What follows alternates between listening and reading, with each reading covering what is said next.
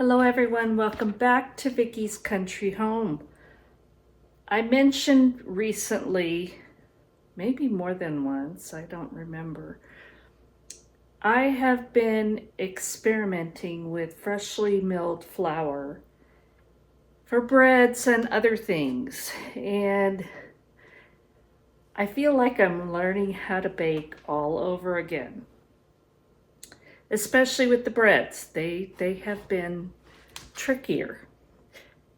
They taste amazing, but they don't always come out exactly the way I want. So I'm working on different techniques and recipes to find the ones that I think are the absolute best, and I'll bring those to you when I do. But I have found one recipe that I absolutely love, although I am tweaking it just a little bit after the first time I made it. And that is browned butter chocolate chip cookies with freshly milled flour. Now, why does freshly milled flour matter so much? Well, it matters a lot. I've been storing wheat berries for a long time because I've always known that wheat berries and beans, you'll have complete protein, and that's going to be very important for my prepping. And I'll go into that in another video soon because I think it's time to address the elephant in the room. I think it's time to talk about it. Don't be afraid, but it's time to talk about it. So I've stored wheat berries and I have baked with them, but never the way I'm doing now. So what I'm doing now is focusing on using them in as many applications as possible, and also the nutrition. And this is the part, I knew they were nutritious, I didn't know how much. So the all-purpose flour that you buy at the grocery store is almost void of nutrition. So a wheat berry has 3 parts, basically. There is the germ, there's the endosperm, and there's the bran. Each has its own role to play. When you buy all-purpose white flour, it's been chemically bleached, first of all, which introduces things to the grain that shouldn't be there. But by sifting it, you're taking out most of the nutrition, and everything else has been bleached to make it that pretty white color. So for years, I've been buying unbleached all-purpose flour, which at least it doesn't have the chemical processing, but it still has most of the nutrition removed. When you mill your own wheat berries, you're getting everything as God intended. You're getting all of the nutrition from the germ, from the bran, and from the endosperm, which is mostly protein. So you're getting all of that, and I'm going to, this is Sue Becker, who is Bread Beckers, and I highly, highly encourage everyone, go to her blog, read about it, watch her videos. She will break it down for you. There's so much that we need to know. But basically, when you grind your own wheat berries, you're looking at hard red wheat berries which are probably the most common, have twice the calcium and phosphorus, twice the amount of the crucial B vitamins, niacin B3 and thiamine B1, and nearly twice the riboflavin, vitamin B2.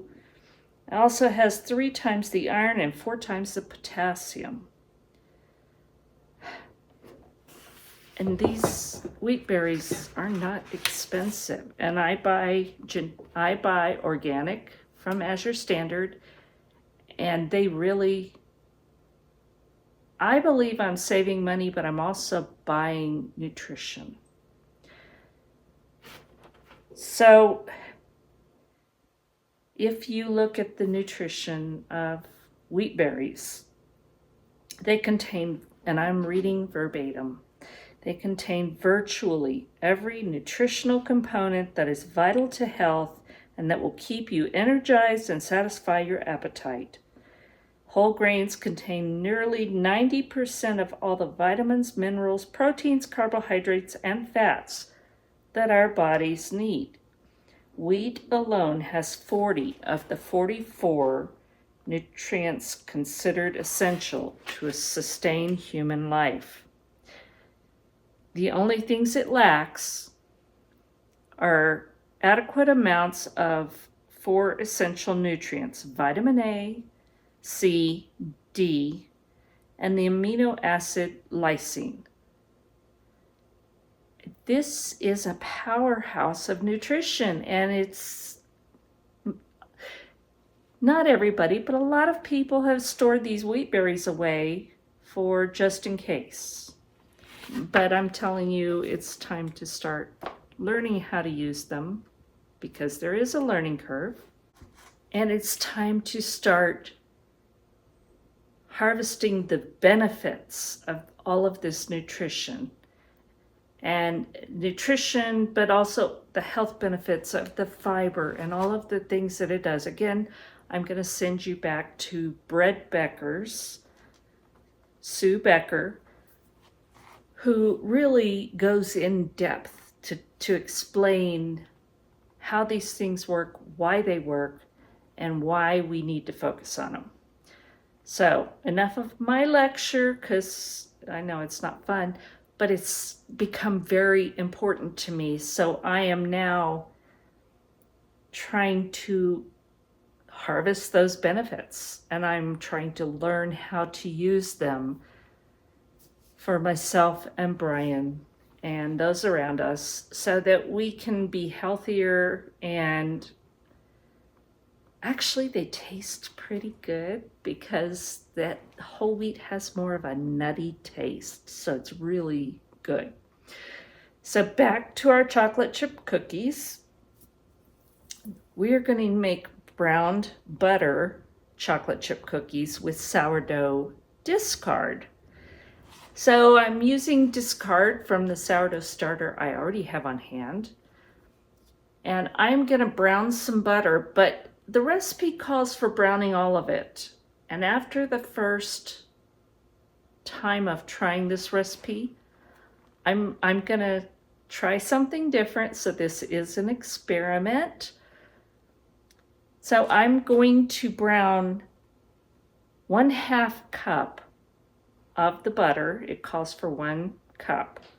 I'm going to brown half of that, and the other half I'm not, because I think that might give me more of the texture I want, while it's also giving that wonderful nutty, rich brown butter taste.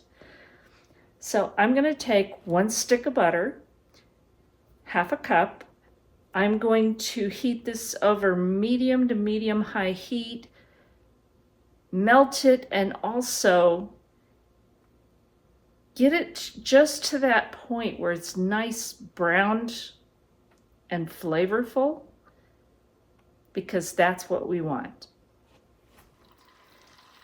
So I'm melting this butter, but I'm also going to allow it to come to a boil, because I want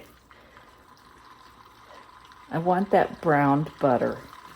and it's gonna foam and all of that, but don't walk away. Stay there, stir it, and let it keep bubbling like this. We want it to get that nice brown color, but we don't want to burn it. And if you walk away from it at this point, you could come back and it would be burnt. That's not going to taste very good. So stay close and keep an eye on it.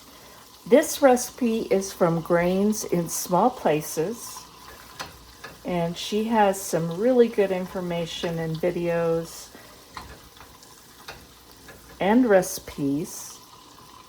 But again, I'm changing this up because I'm looking for a little bit different texture, and I'm hoping this will give that to me. And you can see it's definitely foaming. So again, don't walk away, keep close by, keep stirring. And I don't know if you can see, it's already getting browned.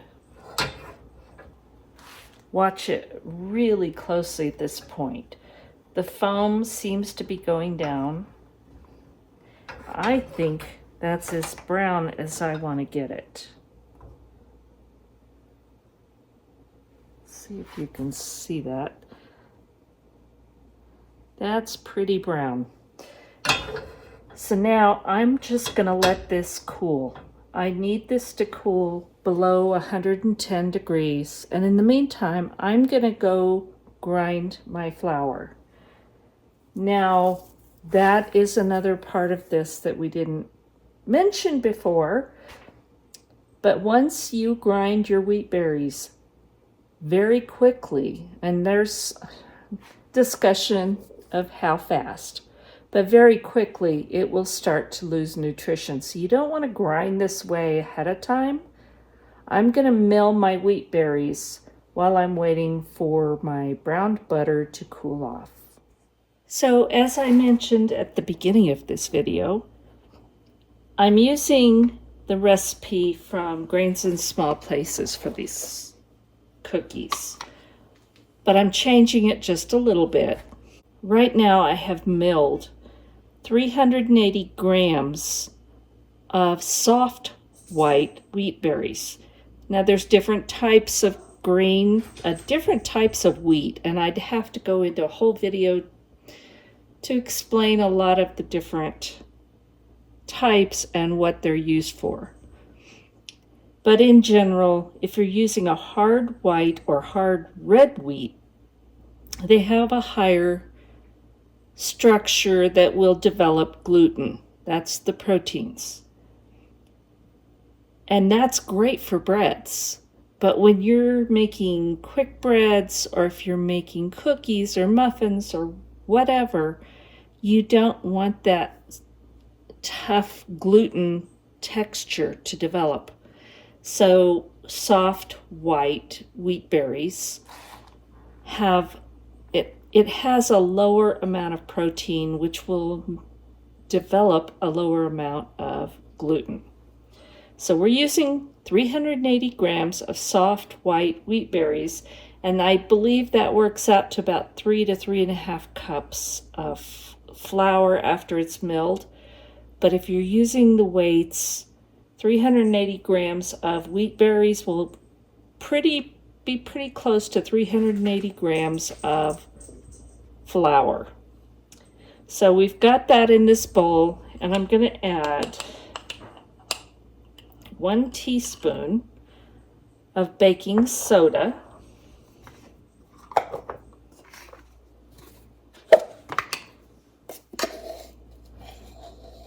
1 teaspoon of baking powder,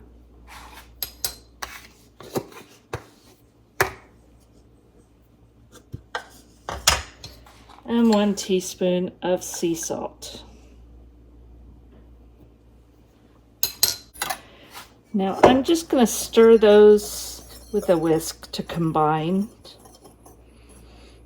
It will get mixed in the recipe, but I like to get those ingredients kind of distributed. And what I'm changing in this recipe is she adds 1 cup of browned butter.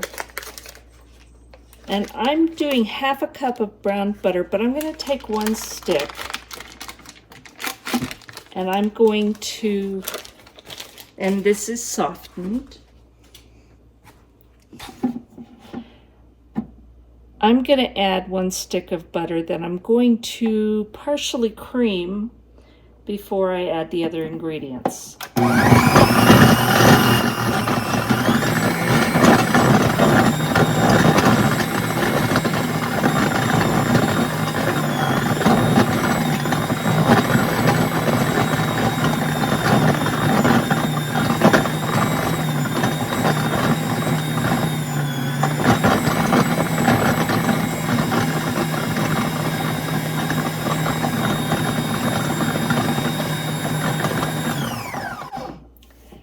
And I love my Nutritional Artiste, and I'll leave a link below for that if you're interested. It is an affiliate link because I believe in them.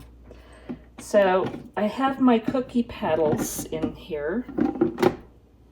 I'm just going to make sure that that's all been softened, and it has. I used to do all of this by hand. Up until very recently, I always thought it was better. And you know what? Now I have this, and I love not having to do that. So I have creamed my room temperature butter, and I'm going to add 1 cup of brown sugar, 1 cup of granulated sugar. Now, I made brown sugar yesterday with granulated sugar and molasses, and I'm just a couple tablespoons short. So I just topped it off with granulated sugar. And then I'm going to add 1 cup of granulated sugar.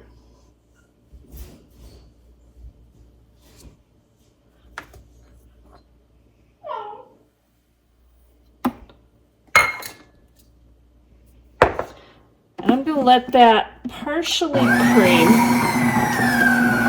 again, because I'm changing the recipe.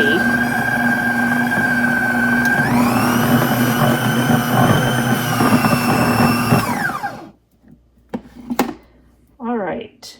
It didn't have to be well mixed, just I wanted to get it started. Now my brown butter, and you can see it now is really a nice brown color, and just a nutty taste. It's really nice. So I'm going to pour that in, and it's below 110 degrees. Very, very important.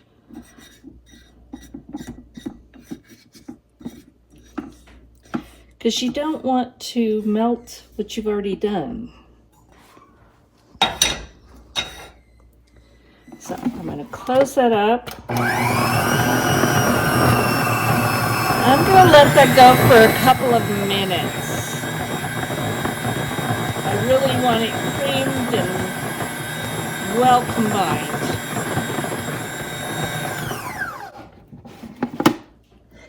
And that was maybe a couple of minutes. I am going to, although I have my scrapers on here, which work great, I can see at the bottom there's a little bit that's not scraping well. So I'm just gonna scrape that, and we'll run this a little bit longer. After you've got that well combined, you're gonna add 2 eggs. And these are my farm eggs. Because what else would I use?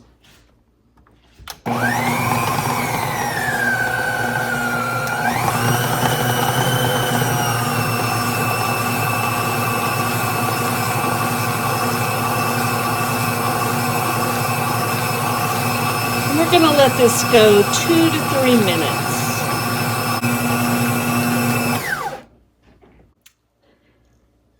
Now we've got that well combined, we're going to add half a cup of sourdough, either starter or discard. It's up to you. Discard's going to give it a little bit, probably more of a tang. But you can also use your starter that won't be quite as tangy. Stir it down and then measure it out. This is half a cup, but if you are using your starter, I would probably weigh it, and it's 120 grams.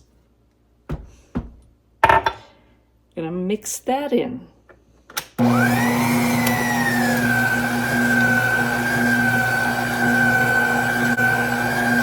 So the browned butter and the sourdough starter really are going to give it more flavor than you would have in your normal chocolate chip cookies.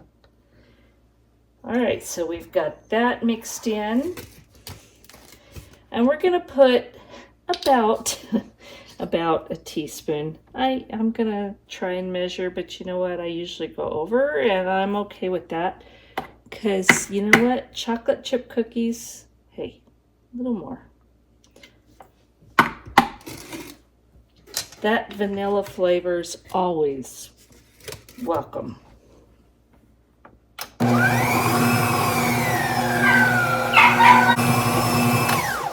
And oh my gosh, does it smell wonderful.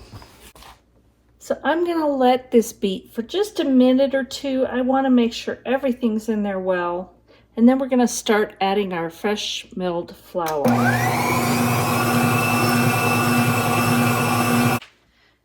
So I have 380 grams of what was soft white wheat berries. And then I milled it in my Mock Mill 200, and I absolutely love it. I don't have an affiliate link, but I love my Mock Mill.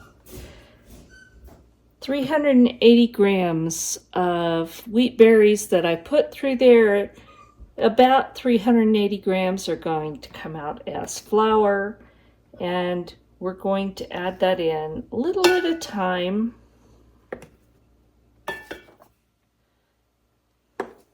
Mostly because I don't want to make a giant mess. And we're going to do that on a low speed.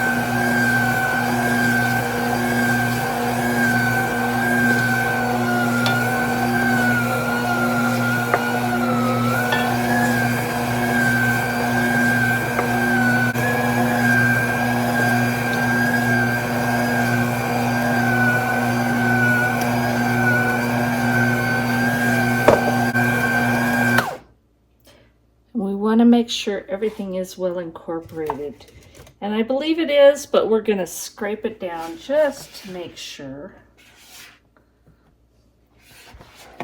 But it's looking really good.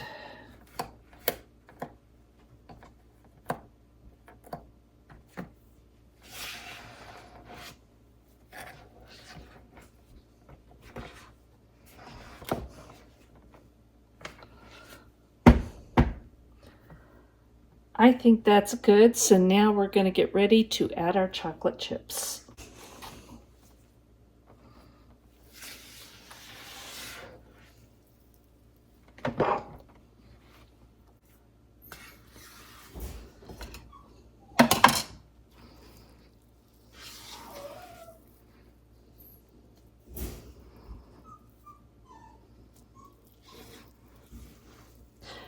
And that's Miss Fanny, my little puppy, in the background, because I'm in here and she's not. And she wants mommy to hold her all the time, and I've tried to explain that's not going to happen, but you know what? She doesn't believe me.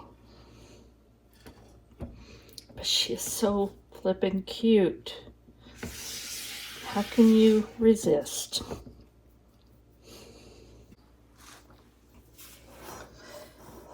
So I've transferred this all back into my mixing bowl. And I just want to Stir it and make sure it's well combined. And then I'm going to add a package of semi-sweet chocolate chips. You can use whatever kind you want, and you can use more or less. That's up to you. I'm just going to stir these in.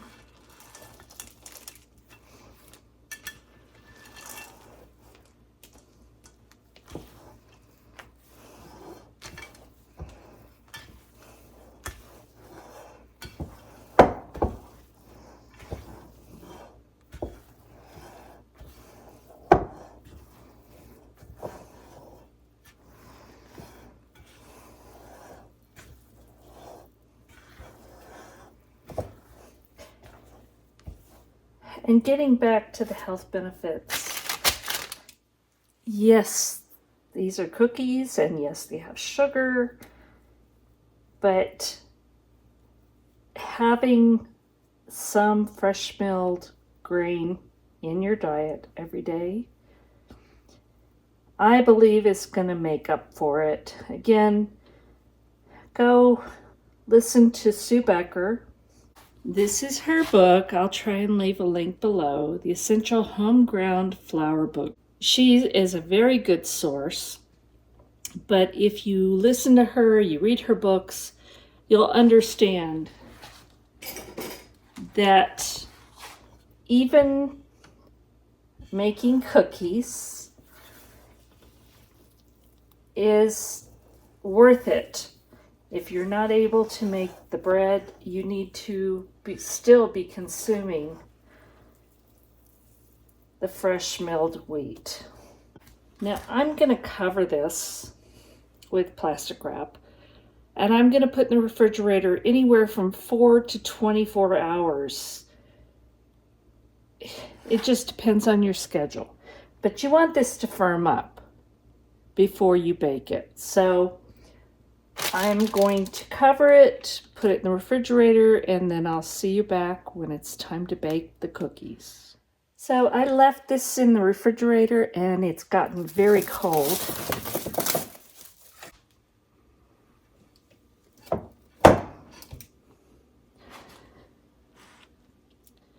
So I'm going to scoop it out.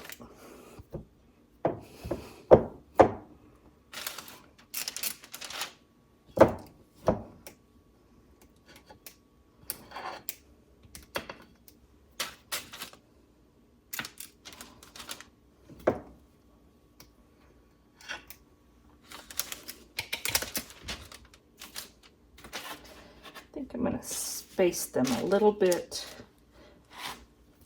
because they will probably spread a bit.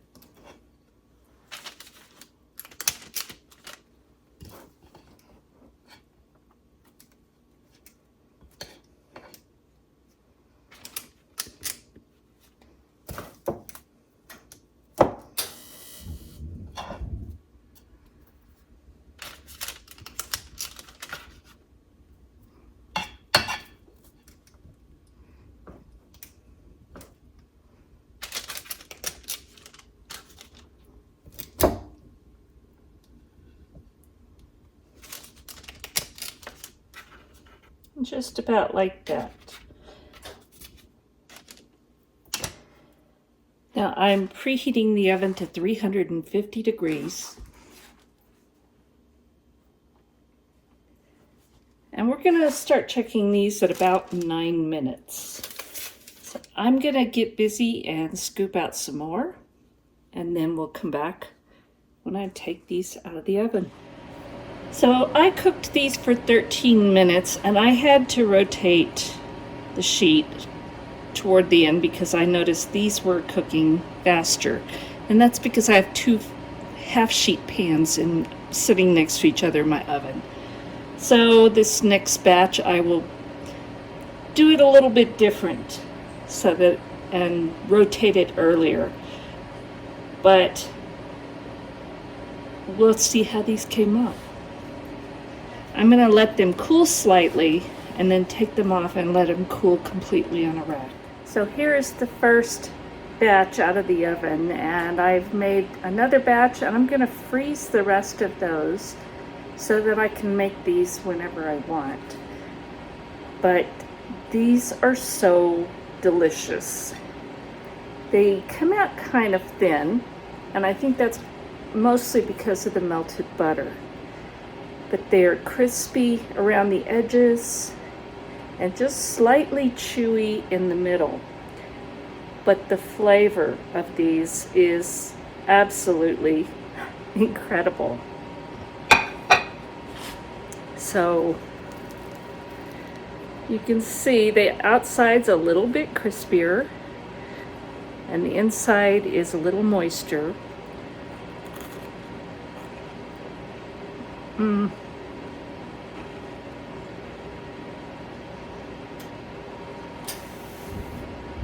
A little bit nutty tasting, and that a little bit from the brown butter, but mostly it's from the whole wheat flour.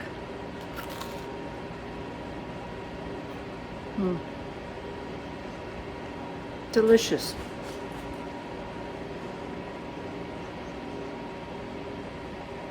If you didn't tell someone that these were whole wheat, they wouldn't know. They would wonder what's different about them. It's not a big difference, but they just don't taste like your regular chocolate chip cookies. They have more flavor. We're hooked. This is my second time making these, and I liked splitting the butter, so I browned half of the butter and I also creamed half the butter, and I think I like it that way. So delicious, kind of healthy, fresh milled flour, chocolate chip with sourdough cookies. They have so much flavor, and the nutrition in these, yeah, you still have some sugar, but you know what? They're good for you. So I hope you give these a try. And I'll leave a link below for my Nutritional Artiste mixer, and also for Azure Standard to buy your whole grains, because I've shopped and shopped, and for most of us, the shipping is just crazy expensive. And Azure carries organic whole grains, and I have never had an issue with them. And their prices are amazing. Now, I said I was going to freeze some of these cookies, and normally you put them on a sheet, you let them freeze for a couple hours, then you take them out, put them in a zip top bag. I'm doing something a little bit different. This is my Avid Armor vacuums chamber sealer, and I love this. I have not had a fail yet, and it just does an amazing job. So I've already done several packages, and then I decided to show you. But I've got a small bag here. I've got 6 cookies left, and I've got my pad in here that helps take up extra space because these cookies are small. So what I found is I have turned this down for the vacuum time to 25. And that keeps it from really smashing down as badly. And I've put 3 in a row, and I hope you can see what I'm doing. But if I do it in here, it just works better because you don't have little cookie balls rolling around as badly. So I'm just going to put 3 across because I want these to be individually frozen. But I have them in smaller amounts so that I can just grab one bag, open it up, and bake those cookies. I don't need to worry about putting more back in the freezer. So I've got the cookie balls in there. I've got it set up inside. Now I'm going to close that, press lightly, and press auto vac and seal. So it's going to count down 25, and then it's going to count down 6, which is on the seal time. So that's when, after that is when all the air is evacuated out of these bags. If you look at it right now, the bag actually blows up. And once that goes down, all the air is evacuated out at that point. And I have my little individual cookie balls that are ready to go in the freezer and then be baked whenever we want some, which is really nice because if you do this the way you're supposed to and let the dough chill for at least, it really is good to leave it at least 4 hours. Longer is actually better. But by doing that, that's a long process. So freeze them. Then you have them whenever you want. Just pull them out, put them in the oven. Thanks for watching, and God bless.